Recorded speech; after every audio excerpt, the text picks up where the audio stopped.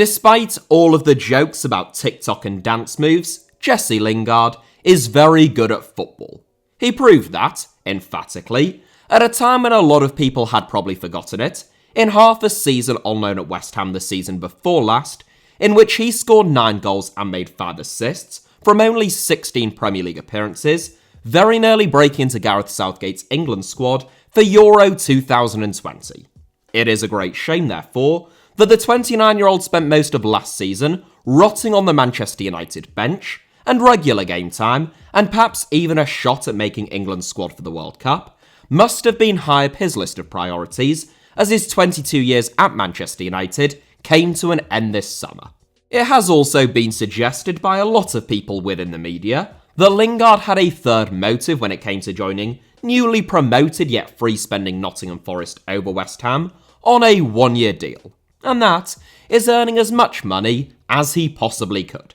It was widely reported that Lingard had signed a deal worth £200,000 a week at the City Ground, an eye-watering amount for Forest to pay, having just come up for the Championship, and for Lingard to earn, given just how little football he played in the Premier League last season.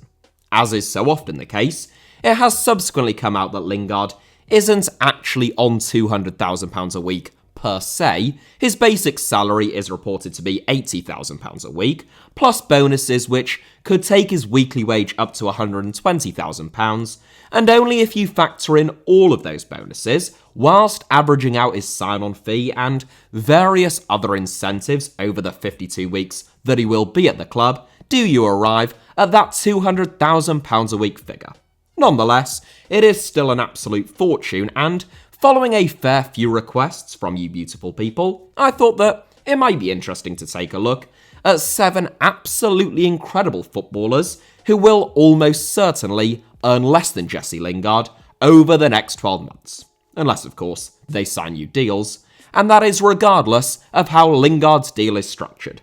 Oh, and some of them an awful lot less. Without further ado then, here are 7 footballers who somehow earn less than our Lord and Saviour J. Lings.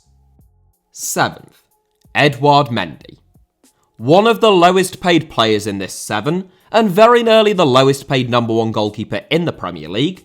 That is a pretty remarkable statistic when one thinks that, since joining Chelsea less than 2 years ago, Mendy has won the Champions League, the UEFA Super Cup, the Club World Cup, and the African Cup of Nations, and he was named as the best goalkeeper in the world by FIFA in 2021.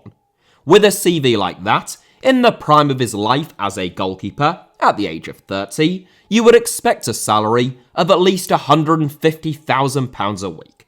David De Gea, for example, is widely reported to be earning £375,000 a week at Manchester United, Thibaut Courtois and Jan Oblak in excess of £250,000 a week at Madrid and Atletico respectively, and Gianluigi Donnarumma more than £200,000 a week at Paris Saint-Germain.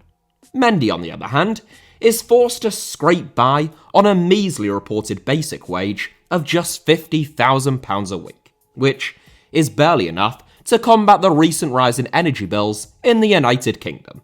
Thankfully for Mendy, it was reported in The Athletic that Chelsea had opened contract talks up with him last week, and he and his agent will no doubt be expecting a salary that reflects his status as Chelsea's number 1. As things stand, Mendy is reported to earn just a little bit more than a third of what his deputy Kepa Arrizabalaga is being paid at the Bridge. That is because Kepa was signed for a world record-breaking £72 million fee for a goalkeeper, whilst Mendy was an extremely late bloomer, who very nearly quit football entirely at the age of only 22, and he was playing second-tier football in France just 2 years before he joined the Blues. Whilst Mendy no doubt deserved to earn more over the last 2 years, there is an argument to be had that Chelsea need not rush into contract renegotiations with him. Mendy's form has undoubtedly wobbled since winning the AFCON 6 months ago. He still has 3 years left on his current contract at the age of 30, and Chelsea have signed a potential future number 1 this summer in the form of Gabriel Slonina. It is worth noting that, in Mendy's current contract, his weekly wage reportedly almost doubles to £97,000 a week if he plays and keeps a clean sheet. But either way, he is still on a lot less than Lingard. 6th, Phil Foden. One of a handful of players, along with the likes of Bukayo Saka and Jack Grealish, who will make it very difficult for Jesse Lingard to ever break back into the England team. Phil Foden is, for my money, the best young player that England have got. Despite being one of the main men now for one of the richest clubs in world football, Foden's salary lags behind some of his peers. Foden's current contract is reportedly worth £120,000 a week, plus a £25,000 appearance fee, which gets activated most weeks, and a £35,000 goal bonus, which will have earned him an extra £490,000 last season, if that figure is accurate.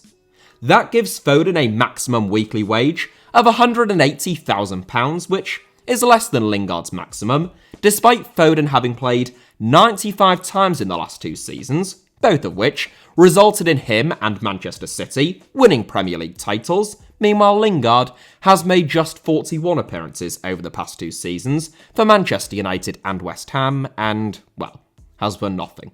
Foden is a rare talent, particularly among English players, in terms of his technique, his flair and invention, and his willingness to run at opponents. So, it is no surprise really that Manchester City are currently in talks to tie him down on a new and improved deal.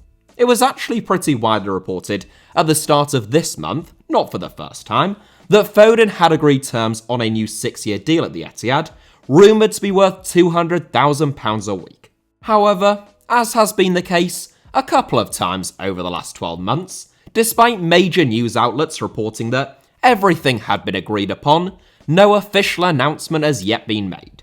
It seems unlikely that Foden would want to leave his boyhood club, who are the favourites to win both the Premier League and the Champions League this season, so you would imagine that it is only a matter of time before a new deal is signed.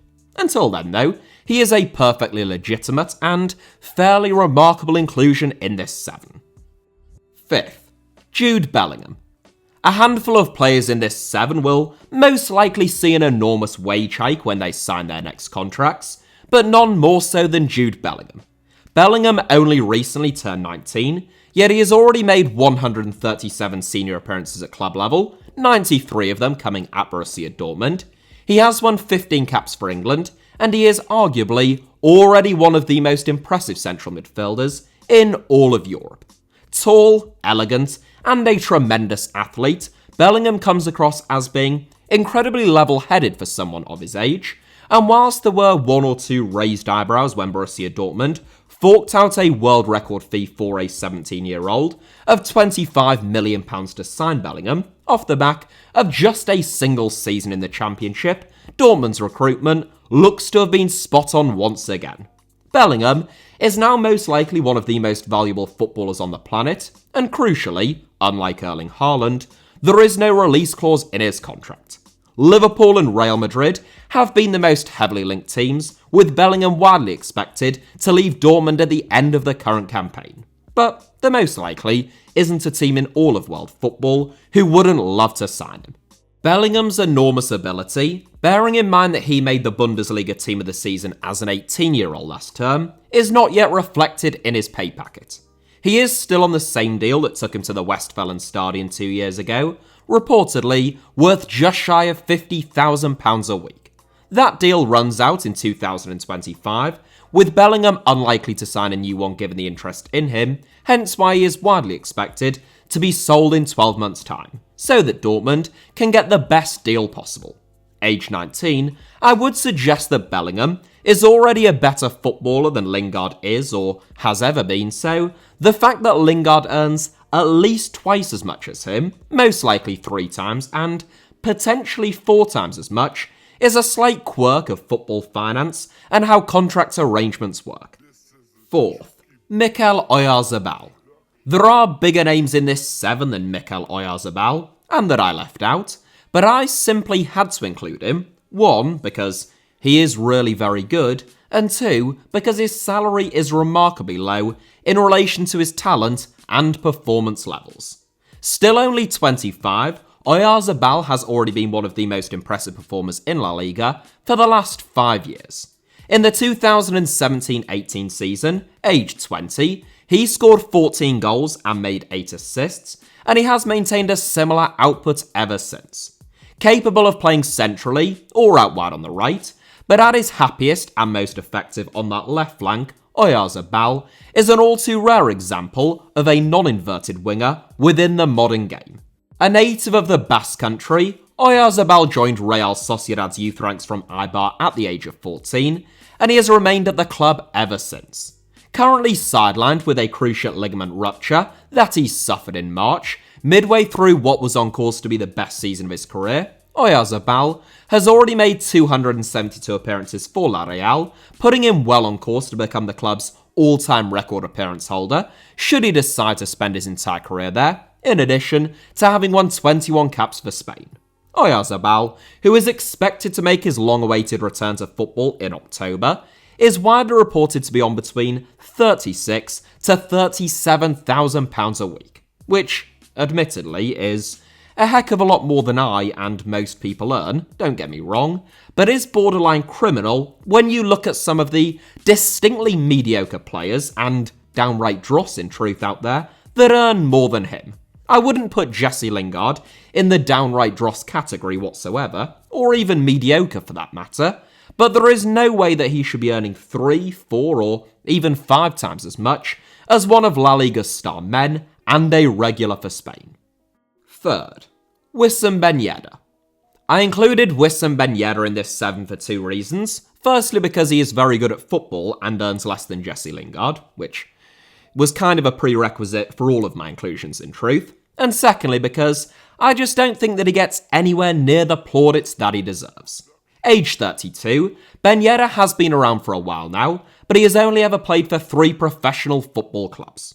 A childhood friend of Riyad Mahrez's, both players were born in Sarcelles, in the suburbs of Paris, and both are of North African descent.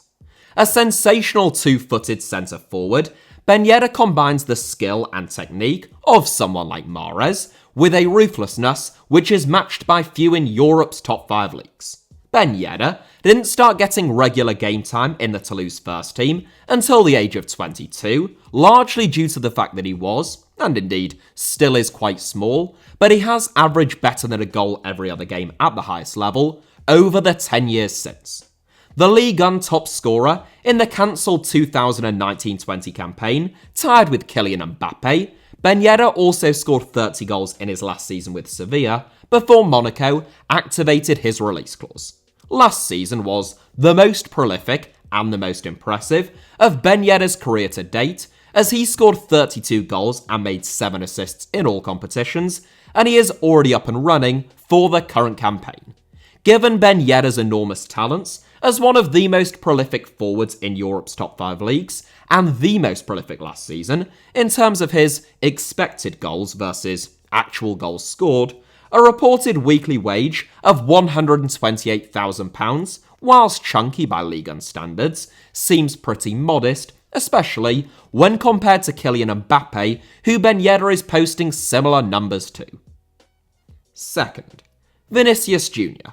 Probably, or certainly arguably at least, the best player in this 7. In his 4th season at Real Madrid, Vinicius Jr. finally displayed what so many people have long felt him capable of achieving. That framing makes it sound somewhat like Vinicius has taken a long time to come good, but it is worth noting just how young he was when he joined Real Madrid. And he only turned 22 last month. To have scored 22 goals and made 20 assists at the age of 21, including the winning and indeed the only goal in a Champions League final, just as Vinicius Jr. did last season, isn't bad going for a man of his age then. In fact, you could, and indeed I would, say that it makes him comfortably among the most impressive young players on the planet.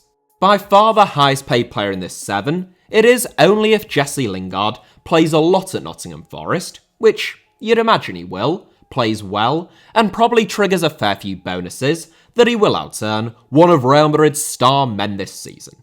Even then, that sentence is still absolutely mental if you really think about it. The young Brazilian earns a reported £184,000 a week, and though he still has 3 years left to run on his current deal at the Santiago Bernabeu, somewhat unsurprisingly, Vinicius is already reportedly in contract talks with the club. Given that he earns less than the likes of Jadon Sancho and Ousmane Dembele, and in light of the season that he has just had, you would expect Real Madrid to give Vinicius pretty much whatever he wants, but for now, he just about still makes it into this 7. First, Diogo Jotter. This 7 is in no particular order, for the avoidance of any doubt, but Diogo Jotter did seem like a particularly suitable note upon which to end, and to contrast with Jesse Lingard. Now aged 25, I saw Jotter score his first goal in English football live, as it came for Wolves, against Hull City in the Championship. The likes of Jotter, Ruben Neves, and indeed Roman Says in fact, all stood out a mile in that game. And though it was only the 3rd game of the season, you were left with the impression that Wolves would be a cut above the rest of the Championship that season. That is exactly how it turned out, rather unsurprisingly I suppose, when you consider that someone like Jotter himself had played 37 times for Porto during the previous season.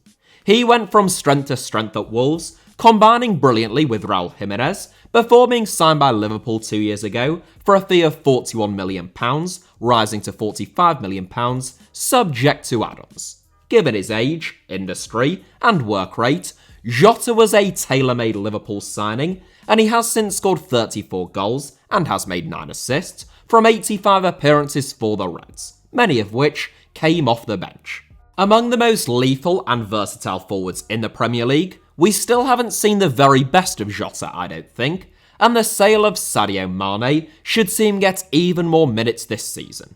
Capped 27 times by Portugal, Jotter reportedly earns £120,000 a week at Liverpool before any goal or appearance bonuses are taken into consideration. His total remuneration is very similar to Jesse Lingard's, but I would be interested to know what people think as to who will have the bigger impact, Lingard at Forest or Jotter at Liverpool this season, down below in the comments. That is it for today's video. Just to be clear, this was not a dig at Jesse Lingard, as some people have made in recent weeks. Good luck to him and to Forest. It doesn't bother me that he's joined them in the slightest. Just had lots of requests to make this video, and I thought that there were some interesting inclusions in there. Hopefully you agree, hit the like button if that was the case, let me know your thoughts down below in the comments, as I say, and make sure that you are subscribed and have notifications turned on for HITC Sevens. You can also find me on Twitter or on Instagram via the username at HITC Sevens on both, should you wish to do so. Have a fabulous day.